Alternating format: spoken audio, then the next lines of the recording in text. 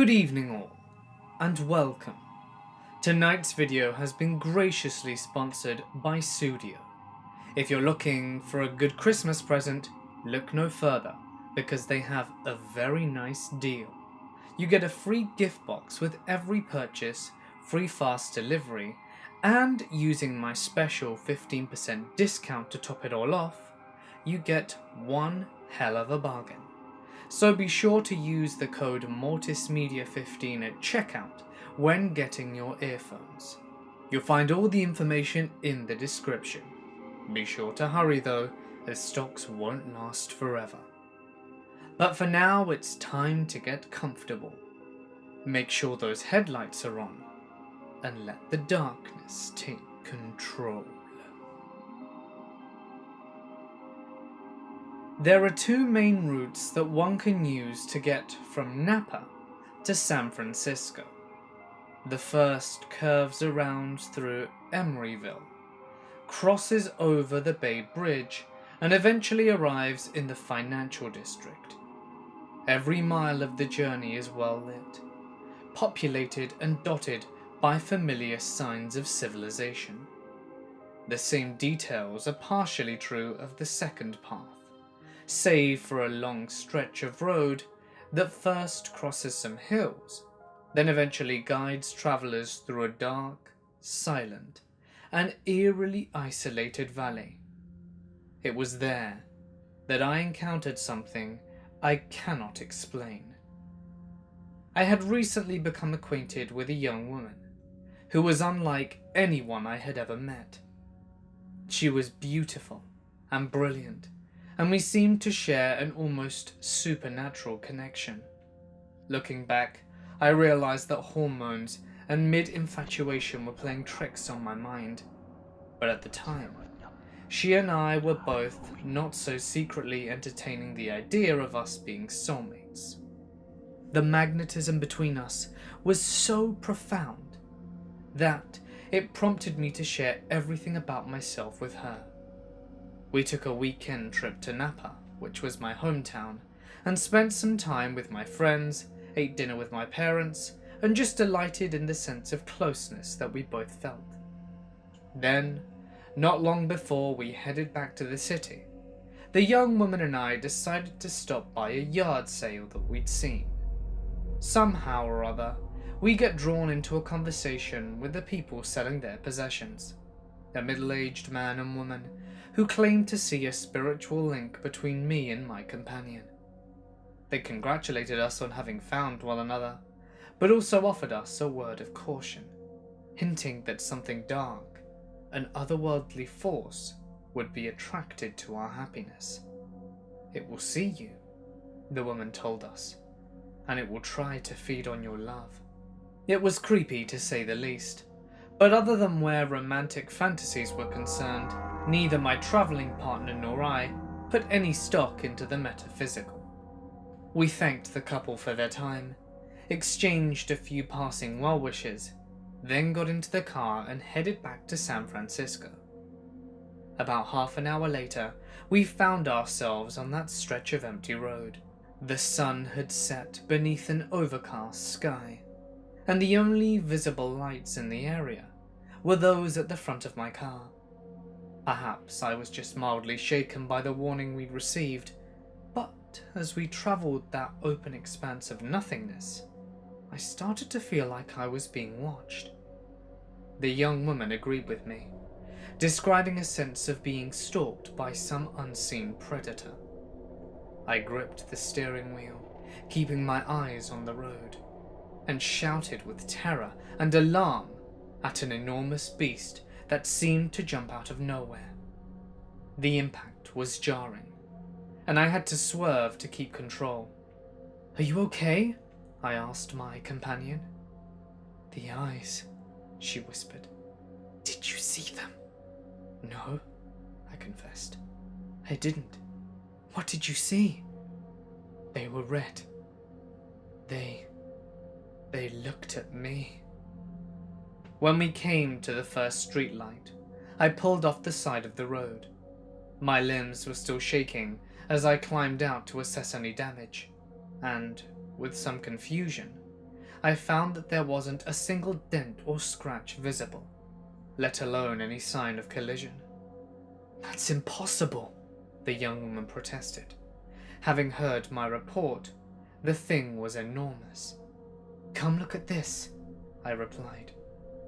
I waited as she joined me near the front of my car, then leaned down and gently ran my finger across the hood. A thin, slightly cleaner line was left behind. "I don't understand," the girl said. "If something hit us, how could there still be dust?" "Maybe something didn't hit us," I replied. "At least, maybe not something in the physical world." We drove the rest of the way back to San Francisco in silence. I was driving just east of Cambridge, Ontario, towards Toronto, on Highway 401, where the highway lightning had stopped.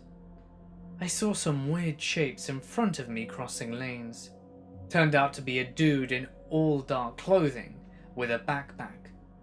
Now I kind of get people hopping the highways when close to civilization, but this was out in the middle of fields and wooded areas. I wonder what the hell happened to the guy, and where he was coming from. It was certainly very chilling to experience. Another one was during one of the first 3 times I drove down to Buffalo, New York, from Toronto. I suffered snap snowstorms, and one of them was particularly bad, and affected Toronto too. I was dropping my, at the time, girlfriend back home, and folks were struggling to get around and up the minor hills on Toronto's Don Valley Parkway. Some were just spinning their wheels and going backwards. Some of it was lack of knowing how to drive in the snow, but it was pretty thick and came down quickly. That was pretty scary there for a bit. I was followed home one night. I saw a car. I thought it was following me on the motorway. It pulled off when I did, and I didn't know why it freaked me out, but it did. I decided to drive the most bizarre way home I could think of, so I was always in well-lit and populated areas, and it kept following me. I pulled up outside my house, and it pulled up on the opposite side of the road, and just stayed. I locked the doors and phoned a male housemate to come to the car to meet me. As soon as he approached the car, the other one sped off. Another time was when I was driving home after going to a nightclub. Sober. Don't drink and drive, kids. And I was driving down the motorway when suddenly there were main beam headlights coming towards me. Somehow some dizzy tart had managed to go down the slip road the wrong way, and had decided that driving in the fast lane the wrong way on the motorway was more sensible than either stopping on the hard shoulder and calling for assistance, or driving down the hard shoulder to the next junction. Because it was late, I was tired, and it really freaked me out, and made me question whether I was on the correct side of the road. I was 16 and driving home at around 2 a.m. I was on a 45-mile-an-hour road, driving down what used to be kind of rural road, but had literally over 100 houses built off it for the last 10 years. It was pitch black, not even any moon or stars, so all I could see were what the lights showed me. There were no street lights or anything. Then out of nowhere, perhaps 50 yards away from me, these cop lights come on. The cop was on the road, vertically blocking both lanes, and I had to nearly slam on my brakes in order not to hit him. When I'm stopping, this ambulance that was stopped in the opposite lane turns his lights on too. They didn't even have their headlights on. It went from pitch black silence to flashing lights all around me, while having to avoid hitting a cop. The road was narrow, so the cop reversed, forwards, and reversed again a couple of times, pulling into the other lane. I pulled over for about 10 seconds, just in case, because I'd never been pulled over before, and had no idea what was going on. They continued to face the opposite way in the other lane, with their lights still on, so I slowly begin to drive away. They don't follow me or do anything, so I turned and just went home. I still to this day have no idea what they were doing. If that cop hadn't have turned his light on when he did, I would have slammed straight into his door at 45, and it would have been 100% his fault. This story really freaked me out, and I have no explanation for it. I was driving up to New England from DC one night for my fiance's brother's college graduation. It was late at night, and we were in upstate New York somewhere on the highway. There weren't many cars on the highway, but there was one car, a late 90s Ford Explorer, ahead of us for a while, probably for about 50 miles or so, roughly a quarter to half a mile ahead of us. Then the highway turned left around this turn that was obscured by trees. I saw the truck round the turn and keep going left, so I thought it would be a sharp turn, so I slowed down a bit. I came around the turn and it straightened out immediately, and the truck was gone. Completely gone. There were concrete barriers on both sides of the highway, and there was no sign of an accident. No exits, no pull-offs. The truck just disappeared. There was an awkward silence between my fiancée and I, and after about 10 seconds, I say to her, did you see the truck? Where the hell did it go? She was looking pretty spooked and just stared forward and said she had no idea. I had the heebie-jeebies for the rest of the drive, and it freaked me out real good. It seems like such simple things, but when you're following someone for the better part of an hour, and then it's just gone, with absolutely no explanation, it'll shake you up. This didn't happen to me, but some of my friends, and it was the creepiest thing I've ever heard. Since we often went out together, they think I was there that night, and when it is brought up, they mention that I was one of the people in the car, but for some reason, I wasn't. There is/was a building in Campbelltown, which was a restaurant called Sopranos. Prior to that, it was a lot of things. Firstly, a steam house for a mill, then a maternity hospital. It passed through many hands and was used for many purposes, but during my lifetime, I remember it as a Fisher Ghost restaurant, due to its close proximity to the place where, according to local legend, the ghost of a murdered man pointed out where his own body was buried many years ago. Anyway, the restaurant closed and later reopened as an Italian restaurant named Sopranos. The TV series of the same name was very popular back then. On this night, 4 to 5 of my friends were in the car looking for a place to eat. They drove past Sopranos and agreed that it looked good. The lights were on, the place was relatively full, and they could even hear music.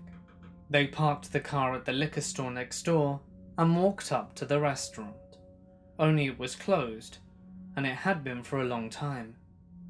There had been a fire months before which had gutted the building, and yet a whole car full of people had seen the place clearly open for business. The building is still there, it's still in ruin, and the owner is using the building as leverage to push a large-scale development. One Saturday night in San Diego, at about 1 a.m., I was driving south of the 5 in the fast lane. It was a typical San Diego night. No clouds, no cold, not a hint of rain. The freeway was pretty dead. It was me and one dude, 2 lanes to the right, and we were cruising along. No big deal. In downtown near the airport and Old Town, the freeway directions are split, and on different levels, the northbound lanes are about 50 meters from the southbound lanes, and there's a massive retaining wall. So I'm driving along going south, And as I'm getting into exactly that area with this massive retaining wall, remember, I'm in the far left lane, a small sports car with a guy, and what I assume is his date, blow past me on the left. But I'm on the left lane. The guy was driving on the shoulder. He had no idea. The freeway was empty except for me, the dude to the right, and this crazy guy. He stayed in that lane for half a mile. Obviously, as soon as I realized he was driving on the shoulder, I moved out of the lane all the way to the right, and I had no idea what the hell he was thinking. He wasn't swaying, so he probably wasn't drunk. He was also going about 85, and he's lucky he didn't hit any debris and crash. Another time, I was driving in Seattle on a road that follows the course of a river. It's a major thoroughfare to the 405, so has 2 lanes in both directions, with the limit being 40. My husband was driving this time, and we were in the right-hand lane driving west, and suddenly, a pickup passes us going the opposite direction. He was driving on the wrong side of the street. There is no barrier between the directions, and he must have moved over a yellow line at some point and not noticed, which is a horrifying recipe for disaster on a road with a 40-mile-an-hour limit. As far as we know, he got very lucky, and there were no accidents. I was driving home one night with 2 friends at 2 a.m, and there was a Toyota Sienna really close behind us, roughly 5 inches away, in 2 separate intersection lights. And so I told my friends to go onto the freeway. We look back, and we see the Sienna swerve onto the freeway, almost hitting the guardrail, and we speed up and change lanes. The guy follows us and smashes into the back of our car. Then we were in a high-speed car chase, revving it up to 115 at peak, swerving through traffic. He rammed us 3 more times after, but thankfully there was starting to be traffic, so we swerved and he got about 7 or 8 cars behind us. We took an exit and made as many left turns and right turns as we could to avoid him. We eventually lost him, and I called the cops again after calming down. The first original cop during the car chase, and the police respondent claimed to tell me to calm down or he'll hang up, and had 2 very kind officers come as we explained the situation. We stayed in front of a motel until 5 a.m, and we were too afraid he'd find us again. And after we got home, we found a news story about the same description of the car in the same area, 4 to 5 minutes away after we lost him, killing a father on a bike in a hit and run. We called the police and told him what we knew, but never had any follow-up. I don't think that they ever managed to catch the guy. I was driving, and I had my brother in the back seat with my friend. My friend's girlfriend was in the passenger seat of my truck. We'd went to pick up some DJ equipment that my friend had ordered from a chain store, but pickup was in store a couple of hours away. We ended up driving through southern Vermont on the way home, and everyone was asleep but me.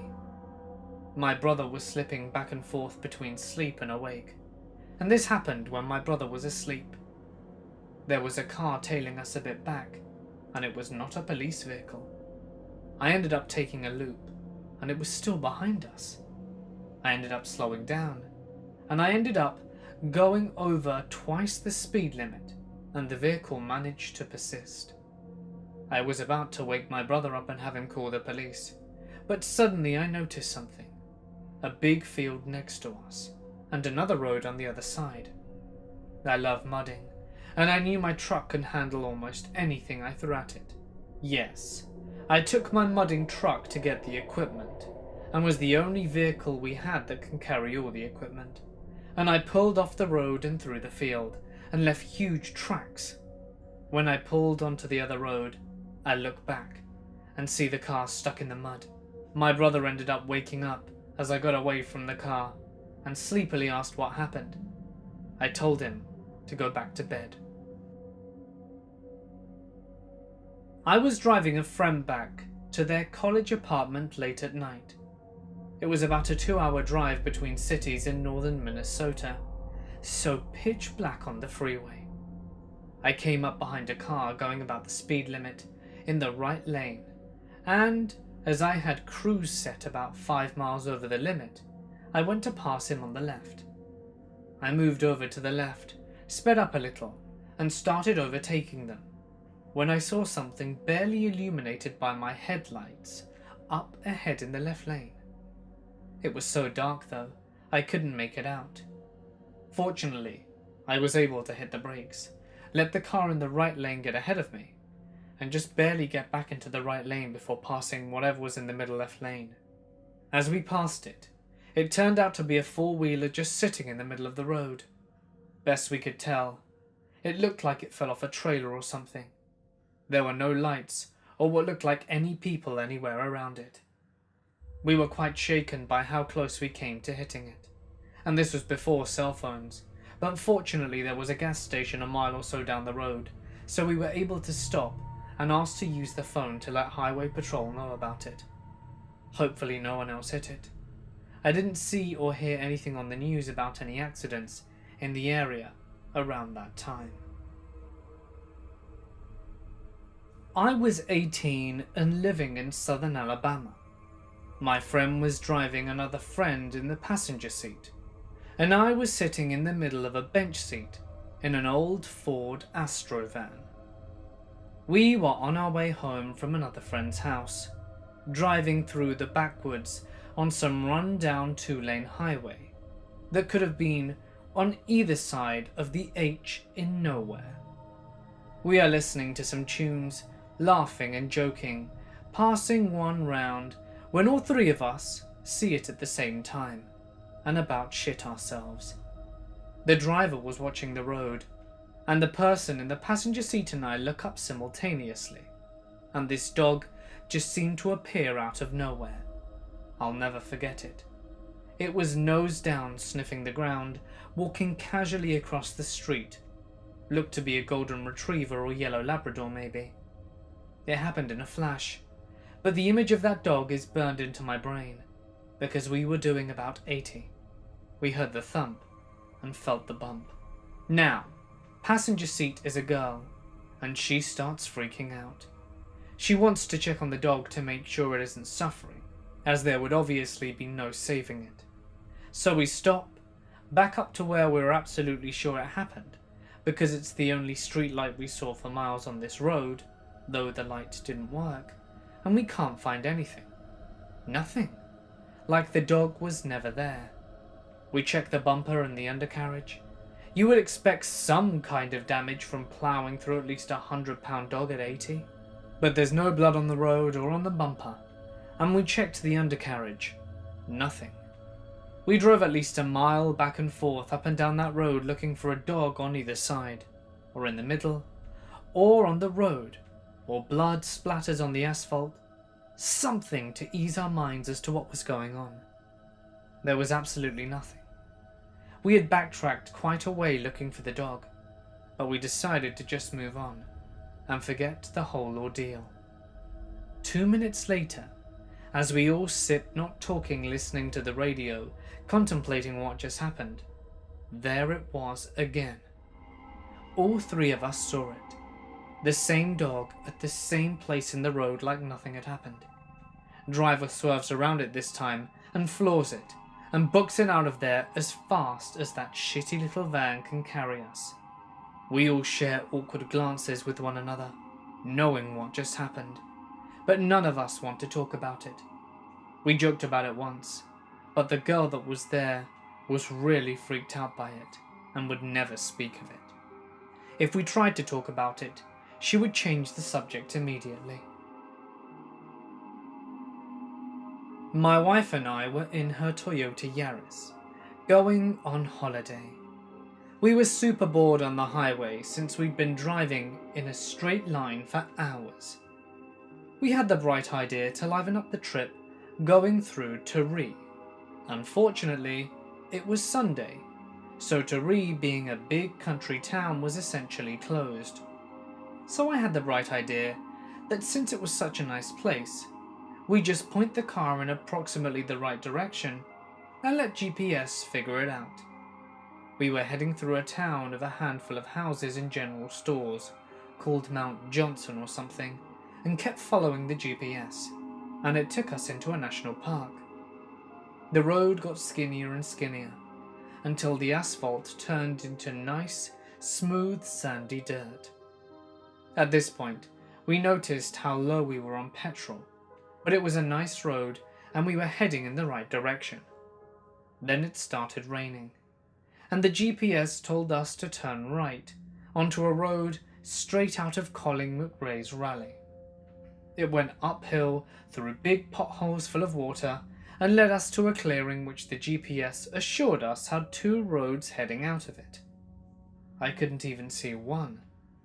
I got out of the car and looked at what was maybe a track some 20 years ago, but it was now so overgrown I wasn't convinced I was looking in the right direction. We decided that since we have no fuel and had no idea where we were or where the next service station would be, the best idea would be to turn around. We'd not seen another person or car since leaving Turee, and that was at least 20 kilometers ago. There was no mobile telephone reception either, and night was starting to fall, and since we were surrounded by tall trees, it got dark really quickly. The clearing was small, but so is a Yaris, so I tried turning it around. Unfortunately, the bush grass was slick with rain, and every time the wheels started turning, the car would slip towards the edge of the clearing, which had a sharp drop and lots of trees. When the wheels weren't turning, the car was still sliding downhill very slowly. Staying in the car was not an option.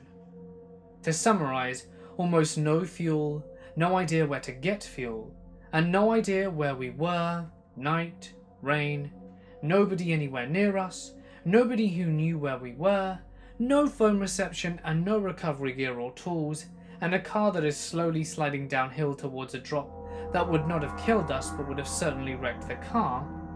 I got the wife to drive while I pushed against the car to stop it slipping. It took a hell of a lot of pushing, but eventually the car slid down the track and banged its way through all the potholes. I shouted at my wife to stop until she got onto the smooth bit, but I was wasting my time as she left me in a spray of mud and I slid down the hill on my own. We rolled into Mount Whatever General Store on fumes and noticed they had Bowser's at the front, so we were grateful, and we spent more money in that store than all of the other customers that day combined. Petrols, lollies, magazines, groceries, milk, eggs, everything. Then we got back onto the highway and vowed never to do that again. It's hard to describe how creepy this scene was in reality, since I find that just describing it does not do it justice, but I'll try anyway.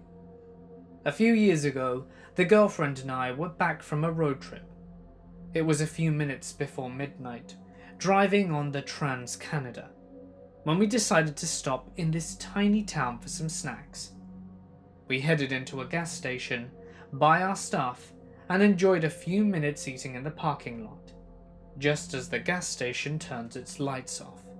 We get back into the car and follow the service road, trying to get back onto the highway. The service road then turns at about a 45-degree angle from the highway and goes a bit into the town. That's when we notice we're now driving towards a very bright light. It's a huge truck with all its lights on. The high beams are now on, and the floodlights above the roof are on as well. As we get closer, I noticed that it's in my lane right in front of the stop sign. To get to the intersection, I have to go into the opposite lane, just to drive around it. I proceed to do so, and out of some morbid curiosity I do so slowly, so I can look at the truck. All I can make out is that it's a black truck, and the tint of the side windows are so dark I couldn't see anything. I make my right turn around the truck and follow that road back to the highway.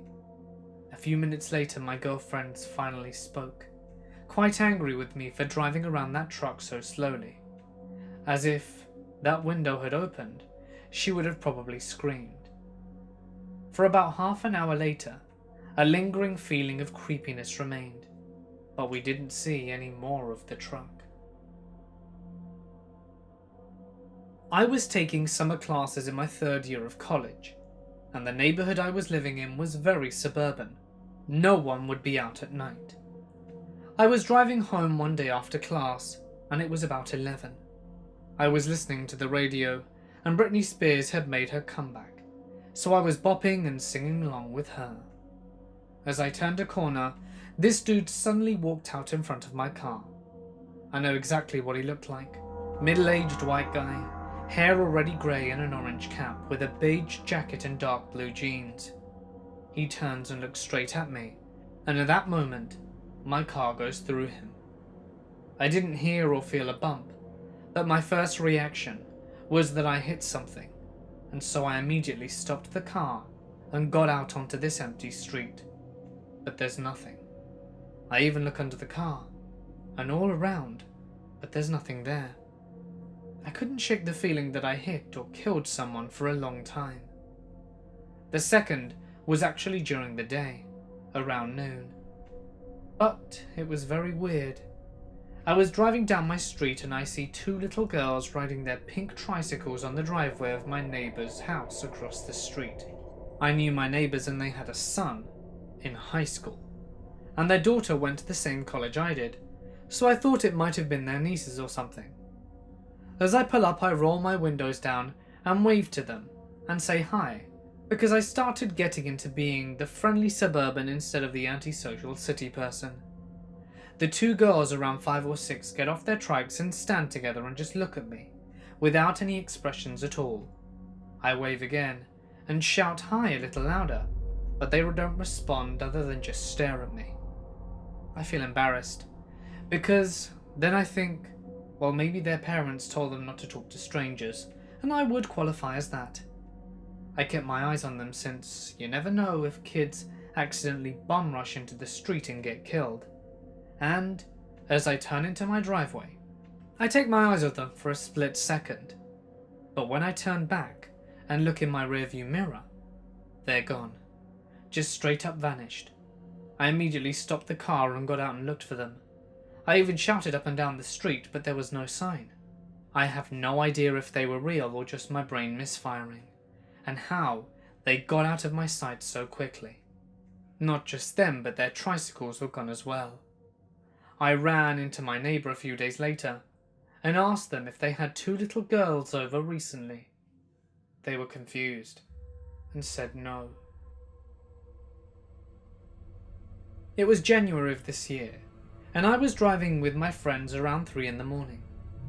We were driving along my city main road, which leads about 10 miles into the desert. Once we got to the end, you can either make a left or right turn. We looked to the left and saw this light on in the distance, and wondered what it was. So we're driving back to the city, and one of my friends tells me about this place that's an offshoot off the main road that was something that I didn't remember.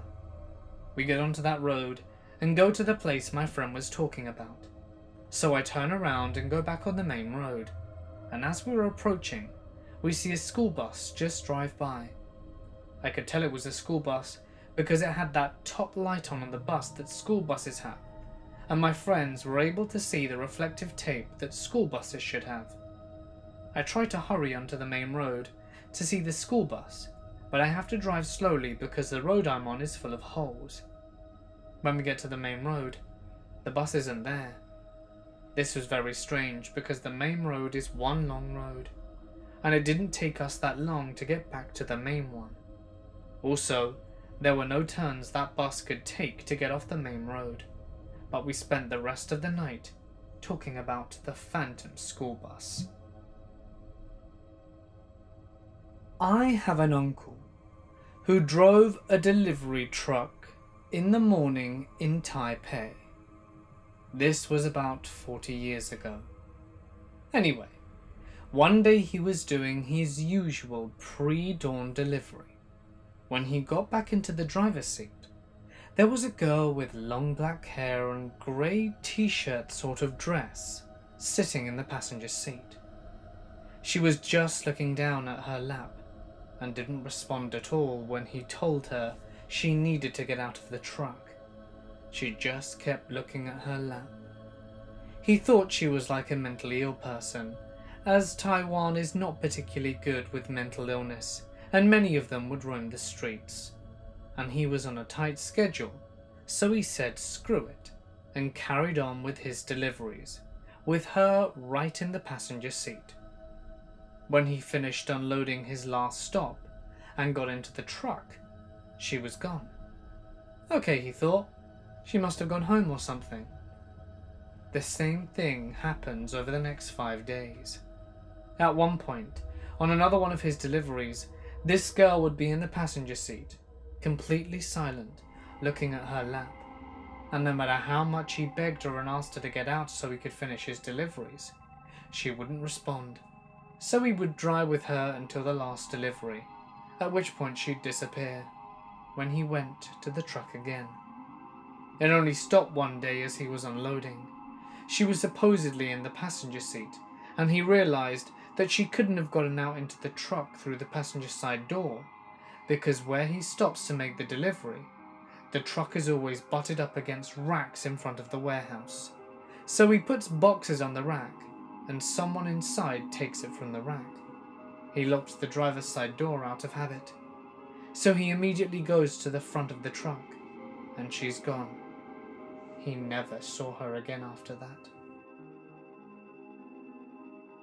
So I had just bought all the parts for a brand new badass computer, and had headed over to my buddy's place to put it all together, because we both like that kind of thing, and it's always better to have an extra head to catch the shit you missed. It's a dark, stormy night and raining. No biggie, that's normal this time of year. It takes a bit longer than expected because it's been about 4 years and tech changes fast, and there are a few new things I hadn't counted on. I can't leave right away because the rain picks up. It's pretty impressively bad, so I hang out for a little bit until it slacks off, so I can safely transport the new mini nuke I just built to my car without getting it all wet. I do that, then head home. My buddy lives near a river, and I have to cross a short bridge to get to the part of town he lives in. The road I take runs between 2 hills, then heads up to the high school some 10 miles, as this is southern Idaho, so by hill I mean small mountain, at least 200 or 300 feet high. As I cross the bridge I think everything is cool. The river looks a little swollen, nothing serious, and there hadn't been a flash flood warning issued that night. As I crossed the intersection and started heading down the road, I realized suddenly that the road is disappearing fast.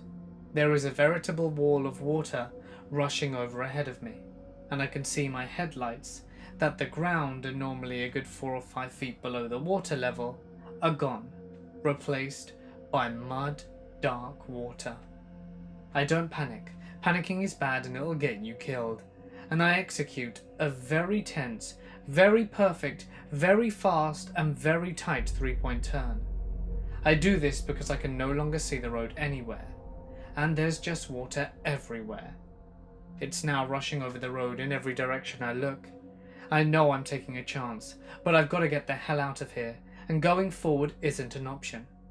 I zoom back towards the intersection and manage to make it out of the water, but it's literally chasing me up the road. I hang a right and head towards a road I know heads up a hill and back towards my home by another route. It's no more than 100 yards down the road, and I figure that going up away from the water is best. I am so wrong. As I reach the turn, there is a waterfall where the road is supposed to be. The downhill road has turned into what can only be described as a rapid, and it's thundering across the one I'm on, heading across it towards the river. I J-turn, thank you Army, and haul ass for the bridge, hoping that I can get across, because I'm certain now it's going to be flooded too. I skate across it, it's fine, but the road on the other side is starting to wash out too. I punch the gas and head down another road that runs away from the river.